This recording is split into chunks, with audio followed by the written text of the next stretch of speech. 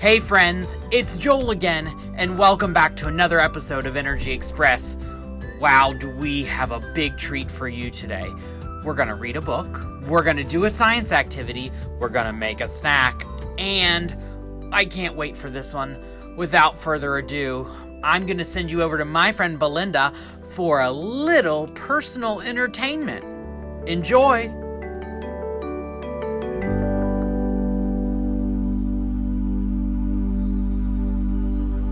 Almost heaven, West Virginia, Blue Ridge Mountain, Shenandoah River.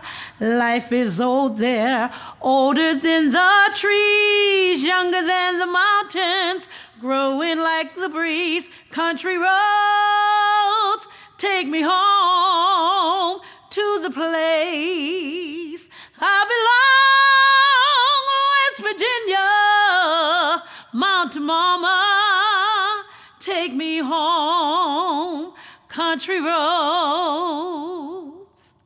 All my memories gather round her, miner's lady, stranger to blue water, dark and dusty, painted on the skies, misty taste of moonshine, teardrop in her eyes. Country road, take me home to the place I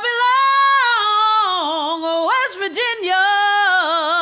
Mountain Mama, take me home, country road.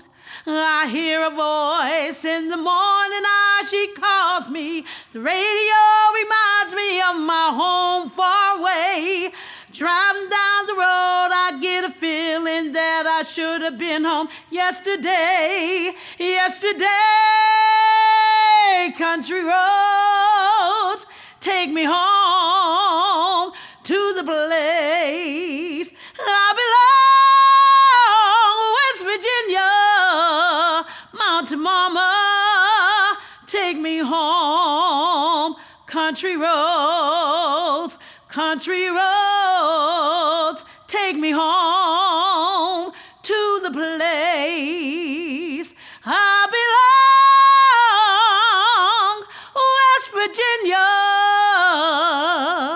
Mountain Mama,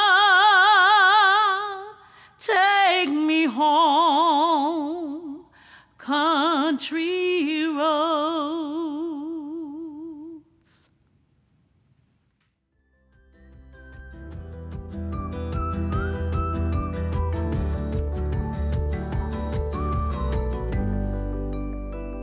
Wow, Belinda, that was amazing.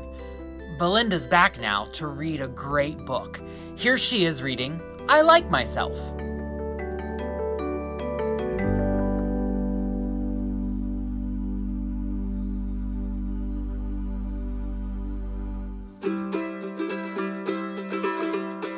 I Like Myself by Karen Beaumont, illustrated by David Catbro.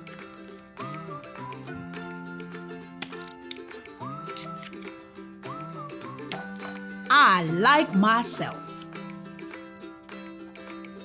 I like myself. I'm glad I'm me.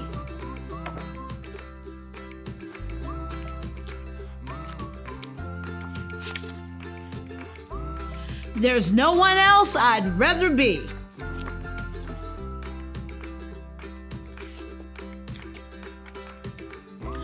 I like my eyes.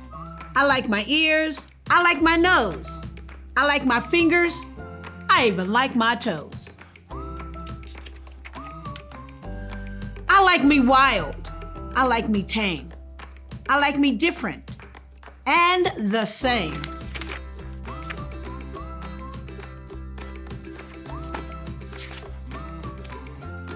I like me fast. I like me slow. I like me everywhere I go.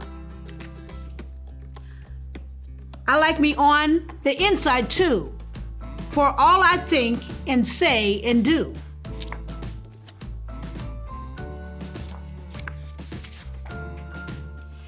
Inside, outside, upside down, from head to toe and all around, I like it all. I like it because it's me. And me is all I want to ever be. And I don't care in any way what someone else may think or say.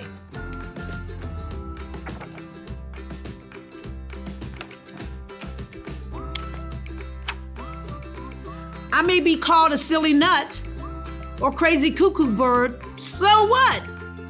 I'm having too much fun, you see, for anything to ever bother me.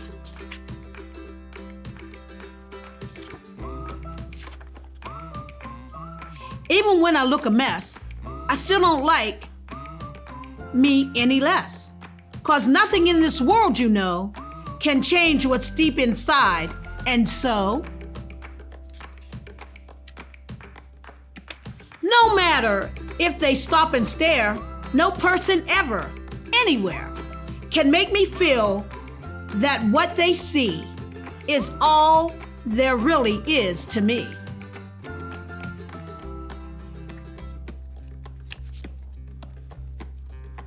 I still like me, with fleas or warts, or with a silly snout or snorts.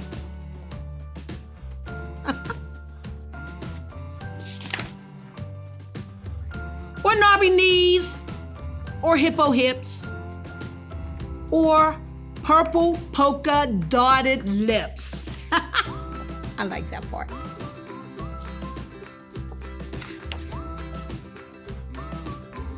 Or beaver breath, or stinky toes, or horns from my nose.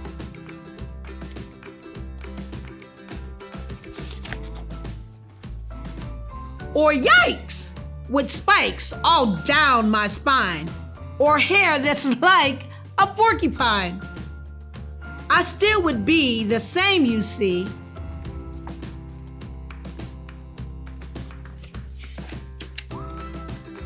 I like myself because I'm me. Thank you. Always be yourself, treat others nice, and be kind. Thank you. Bye.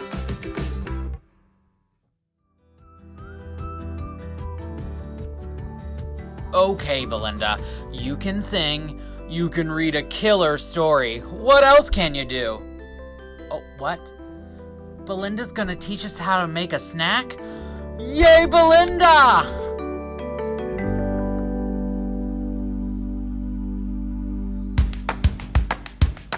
Hello, I'm Belinda Nicholas from the WVU Family Nutrition Program.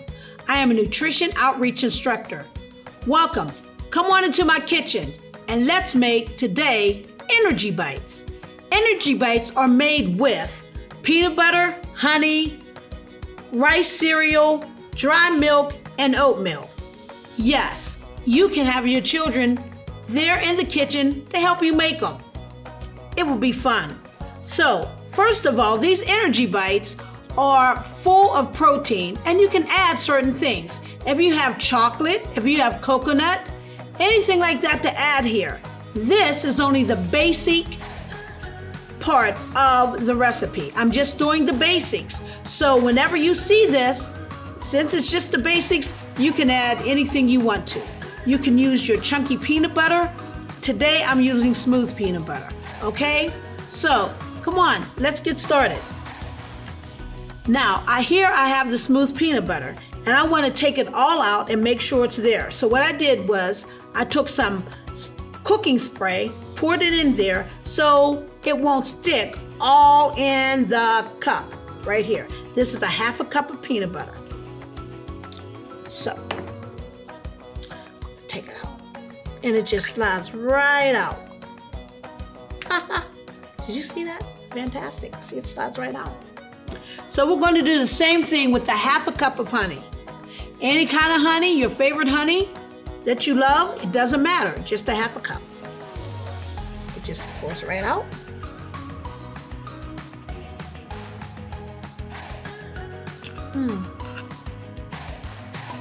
There it is, it just comes right out. Also, a half a cup of rice cereal. 1/3 of a cup of dry milk. I use 1/3 of a cup. If you use any more, it might dry out the recipe. Last but not least, a cup of oats, for lots of fiber.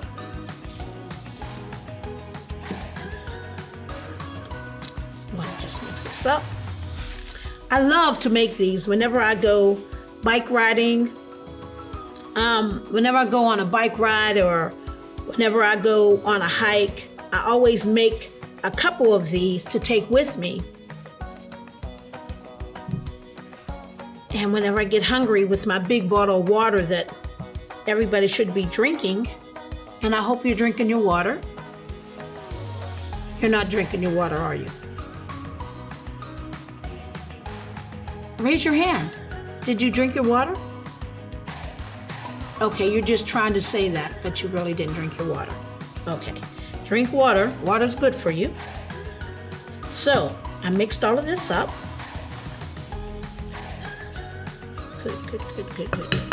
Now that I mixed it all up, I'm going to just form. That's it. This is it. It's done. It's quick. You can have your kids make this too. You know how whenever you're just tired and you just need a break, make it up and have the kids form the little balls. And then what you want to do is you want to put it in the refrigerator for a couple hours, just so they will harden. So today we made energy bites, and enjoy life and be kind and thank you. Bye.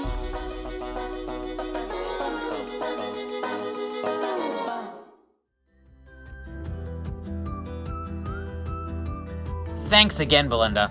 I'm hungry now. I wonder if I have anything in my office to make energy bites. While I find the ingredients for energy bites, you all enjoy this story and activity with our friend Mitch.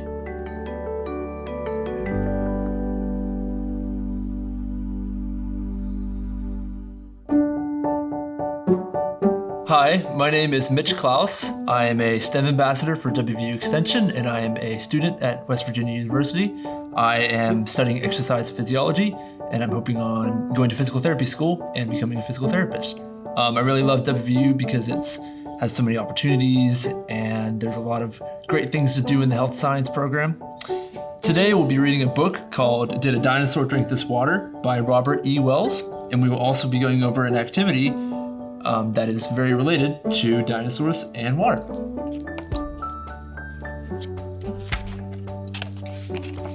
So, did a dinosaur drink this water? Every living thing needs water.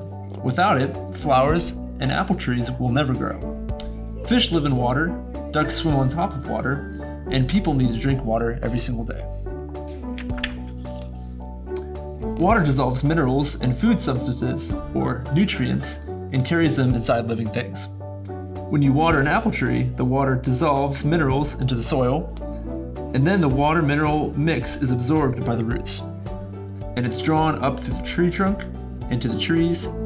Then the leaves, using the water, air, and the sun's energy, produce nutrients for the apples. When you eat an apple, the nutrients are digested in your body, which is made mostly of water. Then your blood, which is also mostly water, carries the nutrients to every part of your body, giving you energy for everything you do. Water comes in three forms: liquid, solid, and gas. When it's a liquid, it pours. When it's solid, it's ice. When it's heated, it evaporates, changing into water vapor, an invisible gas. On a warm day, there's nothing more refreshing than a glass of ice-cold water. But the water we drink every day isn't new. It's been recycled, not just once, but thousands of times. The water we drink today is made up of the same tiny particles, called molecules, that have been on Earth for billions of years. Some of those molecules may have been in a water hole that a dinosaur drank from 150 million years ago. How can this be? It's because water is constantly renewed and cleaned by a big recycling system, Earth's water cycle. If you pour a glass of water into a stream, it mixes with the stream and keeps on flowing. As the stream flows down the mountain, some of the impurities that are always in stream water are filtered out, as the water passes over and through rocks, pebbles, and plants. Flowing streams are one of nature's ways of cleaning water as it moves through the water cycle. If you keep following the stream, you'll discover it flows into a river and mixes with the river water. Often, small rivers flow into longer rivers. Sooner or later, the bigger rivers flow into the ocean. Ocean water and river water are not the same. River water is fresh water, and ocean water has lots of salt. Even so, the waters mix, and the river water becomes part of the ocean. But that is not the end of the story. Water doesn't stay in the ocean.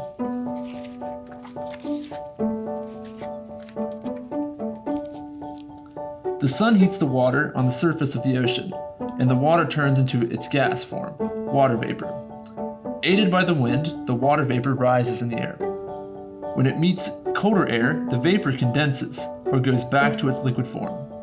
It changes into billions of tiny water droplets that we see as clouds. The water in clouds is fresh, because as ocean water evaporates, it leaves the salt and the other impurities behind.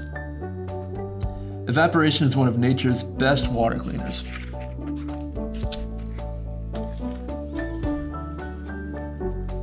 Now the wind blows some of the clouds over land, and when the water droplets build up and grow heavier, they fall as rain or snow if the air is cold.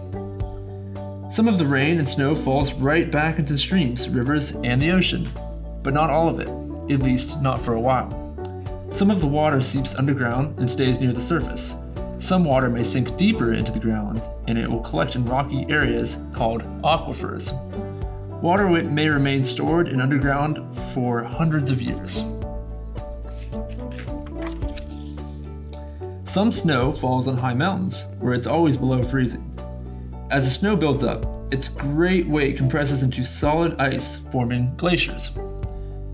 Some snow falls near the north and south poles, where it is very cold, and becomes part of the polar ice. Icebergs are chunks of polar ice floating in the ocean. Water may stay frozen in glaciers and polar ice for thousands of years. Most of Earth's fresh water is frozen into polar ice and glaciers, or stored under the ground. Eventually, most of the underground water seeps out into rivers, lakes, and the ocean. Polar ice and glaciers melt and become part of the ocean water. Ocean water evaporates, and the cycle repeats, over and over and over again. Earth's oceans are huge. They cover about 70% of Earth's surfaces and contain about 97% of Earth's water. All water evaporates, but the oceans are so big, they play the biggest part in Earth's water cycle.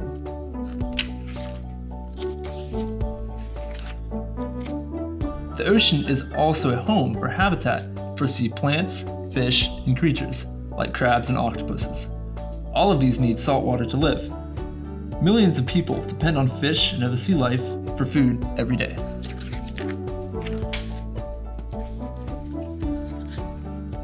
Streams, rivers, and lakes are fresh water. They provide habitats for living things that need fresh water: plants and trees, birds, insects, and animals. The fresh water in lakes and rivers is used by people for drinking, washing, cooking, and growing food. We sail in it, swim in it, and fish in it. Lake and river water can even make the lights in your house turn on.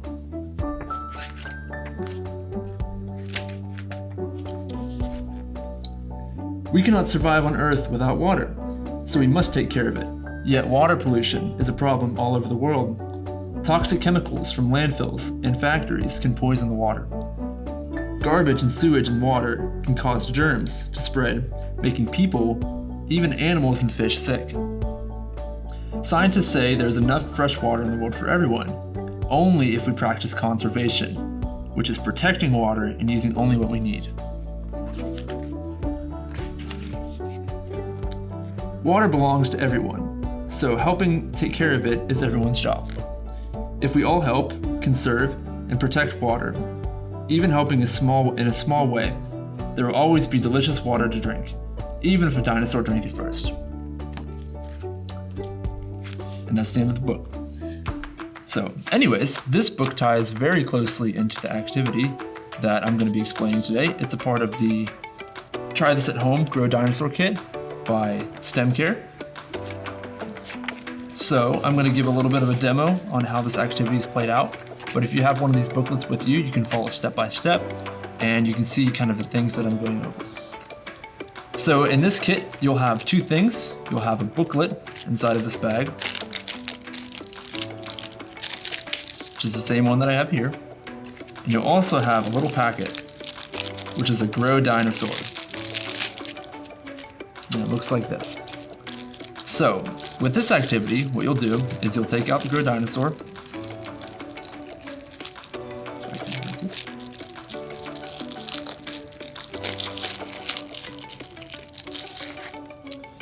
And what you'll do is, first thing, before you start anything with this, you're going to want to get a piece of paper,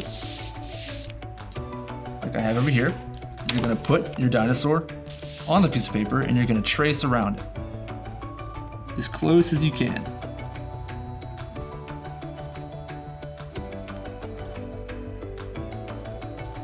And we do this because this dinosaur, as it's called a Grow Dinosaur, is going to grow over time, and we want to see how big it ends up getting. So with your booklet on the third page, there's a ruler in centimeters. So what we're going to do before we do anything with this dinosaur is we're going to put it to the side and we're going to look at our drawing. What we're going to do with the drawing is we're going to measure the length and the width of it, so how tall it is and how wide it is. So all you can do is you can line up your 0 with the one side of the dinosaur and see how long it is. So mine is 5 centimeters. So I'll write that in. It's 5 centimeters long. And it is about 2 centimeters tall.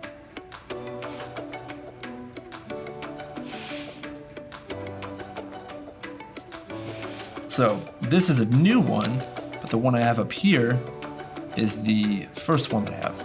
So I'm just writing it in this booklet to show you an example, but in this little booklet you have here, there will be a little space where you can write the length and the height of each time that you take your measurement. So you can either write it in this or in this, either one is fine. And then the next thing you'll do with it is you're gonna get yourself some water or any sort of thing. It's nice if it's a clear cup because then you can see what's going on inside of it. But what you'll do is you'll just plop it in the water and then you'll leave it overnight or for a day. And then what will happen is the next day you come in, you'll take it out of the water, pat it off a little bit so you don't get your paper wet, and then you will place it down and then measure the height and the length just like you did last time. Same exact thing as day 1, or I guess day 0. And what you should do after you do that is you should clean your water. So you should pour the water out and put new water in because the dinosaurs will grow best with clean water. So what you can do is you can keep doing this each day. And I have a little explanation of the second day, and it grew by 2 centimeters and by 1 centimeter here. And you can do this for 3 days or 4 days or however long you want, but it'll grow really big. But the cool thing is if you take your dinosaur out of the water and you put it on open air, it will actually shrink. And I'm going to kind of explain how that happens. There's a little bit of science behind it. So you can kind of read about it in your kit if you have that. But the Grow Dinosaur is made up of polymers. And a polymer is actually very simple. It's a very long chain of repeating molecules. So water is a molecule, but a polymer is basically, if this is a molecule, it's going to be a long chain of molecules. So these Grow Dinosaurs that we have right here are made up of 2 different types of polymers. One is called hydrophilic, and the philic ending of hydrophilic means that it loves water. So what will happen is when you put that dinosaur in the water, it will absorb the water, and that's what causes it to become bigger, because it's when it's gaining that water, it'll increase in size. But if it was only hydrophilic, the Grow Dinosaur would eventually break apart because it would absorb so much water that it would tear it apart. But the second type of polymer in it is a hydrophobic, and that means water-fearing. And that polymer is a long chain of molecules that hates water, and it will not absorb any water, and therefore that will keep the structure of the grow dinosaur and let it get big without breaking. So that's just a little explanation on it. If you want to take this farther, what you can do is each day you take your measurements, you can multiply the length times the height, and you can calculate your area. And the area is the total mass or total space that your grow dinosaur takes up, because length is just how long it is, height's just how tall, but the space, the area, if I draw a box, will be this entire space. So what you can do is if you get your area each day, you can make a graph like this. And so just make a graph, it's like a half square. And then you can put on the x-axis, which is left and right, you can put your days. So here I have day 0, day 1, day 2, day 3, day 4. And then on the y-axis, which is up and down, you can put the area. And what you'll do is you'll go to day 0. And so let's say my area was 10 that day. So I put a little dot there. The next day, day 1, the area was a little bit bigger because it grew. So the dot is a little higher up, closer to 20. And as you keep going, you can kind of draw a line and you can compare the way it changes and grows over time. So that's kind of cool if you want to take it a little bit farther and just kind of see how the area changes, I guess. But that about wraps it up. That's the Grow Dinosaur Kit from STEM Care. If you are interested in this activity or other activities that may be similar to this, you can visit the STEM Care website to look for more information and stuff that's related to that. But thank you for joining.